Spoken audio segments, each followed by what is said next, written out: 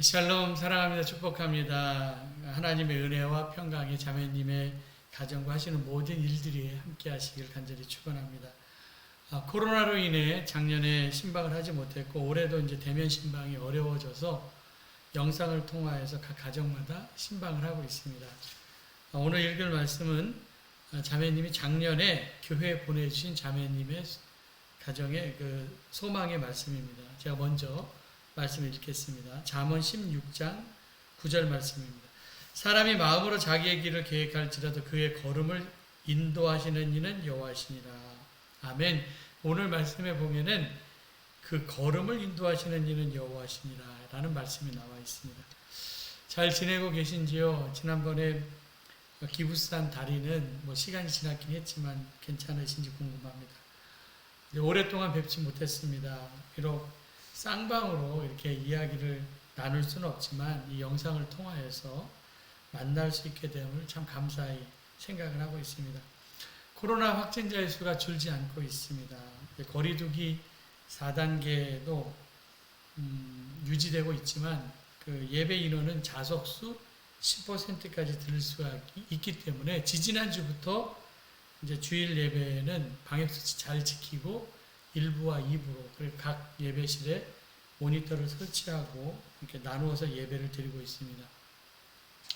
이게 잠언서는 잘 아는 것처럼 31장으로 되어 있는데 날짜별로 매월 그러니까 일일에 한 장씩 이렇게 읽으면 한 달이면 읽을 수 있는 말씀입니다. 시편은 150편까지 있기 때문에 하루에 5편씩 읽으면 한 달이면 읽을 수가 있겠죠. 시편을 읽으면 사람이 영성이 맑아진다고 하고 그리고 잠언을 읽으면 이 지성을 자극한다고 합니다. 잠언의 말씀은 참 이렇게 평생의 친구로 살면서 살면 지혜로운 삶을 살 수가 있습니다.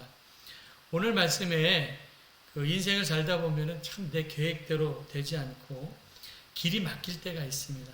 이게 갇혔다고 느낄 때 혹은 이게 길이 막혔다고 생각될 때에 우리가 억지로 때를 쓰는데 억지로 때를 쓰기보다는 이제 인도함을 받는 삶을 살아야 됩니다. 결대로 살아라, 물 흐르듯이 살아라 이런 말씀이 있죠. 그 다른 말로 하면은 이제 성경적인 말로 하면 우리가 맡기는 삶입니다. 우리 시편 77편 19절에 보니까 주의 길이 바다에 있었고 주의 곧은 길이 큰 물에 있었으니 주의 발자취를 알 수 없었나이다. 사실 바다에 길이 없죠. 그런데 바다에 하나님께서 허락해 두신 예비한 길이 있다라고 하는 것을 누가 상상이나 할 수 있었겠습니까? 그런데 바다에 마른 땅이 있었습니다. 그래서 오히려 갇혔다고 생각했는데 갇힌 곳이 아니라 열린 곳이었습니다. 그러니까 바다 앞에 섰을 때 우리가 느끼는 심정은 막혔다라고 생각하는데 하나님께서 보여주시는 새로운 길이 있습니다. 그래서 바다 앞에 섰을 때 우리는 거룩한 상상력을 가지고 하나님께서 나를 이 막힌 상황 가운데서 어떻게 인도하실까 이렇게 기대하면서 살아야 됩니다.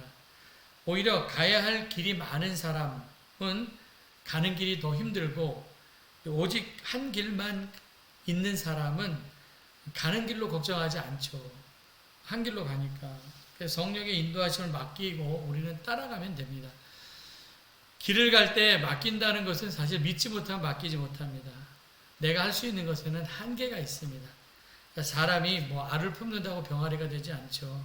그냥 어미닭한테 맡기면은 20일만 지나면 알을 깨고 병아리가 나옵니다. 병아리가 나올 때까지 내가 하는 것은 그냥 어미닭에게 맡기는 거 없죠. 그리고 기다리는 겁니다. 사람이 살다 보면 풀 수 있는 문제가 있고 풀 수 없는 문제가 있는데 사실 풀 수 없는 문제는 풀 수 있는 사람들에게 물어보면은 정답을 빨리 찾을 수가 있습니다.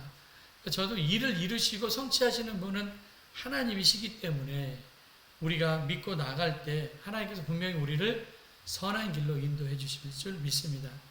제가 목회를 하다 보니까 그 노사연의 노래 가운데 그 만남이라고 하는 노래가 있는데 그 가사에 보니까 우리의 만남은 우연이 아니라 그것은 우리의 바램이었어 라고 하는 가사가 있습니다.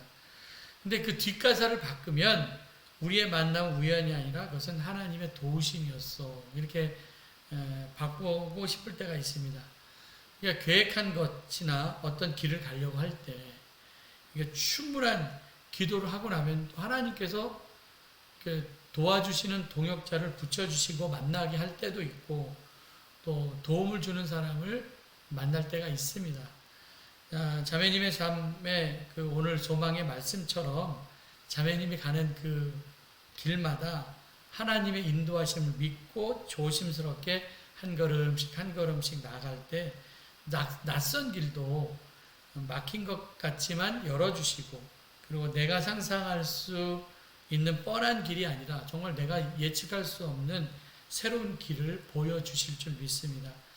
하나님은 광야의 길을 내시고 또 사막의 강을 내시는 분이십니다. 우리 자매님의 계획하심과 하나님의 인도하심이 이렇게 잘 만나 복이 있는 자의 삶을 걷기를 간절히 기도합니다. 제가 기도하겠습니다. 사랑의 하나님, 감사합니다. 하나님의 사랑을 나눌 수 있는 시간을 주시니 감사를 드립니다.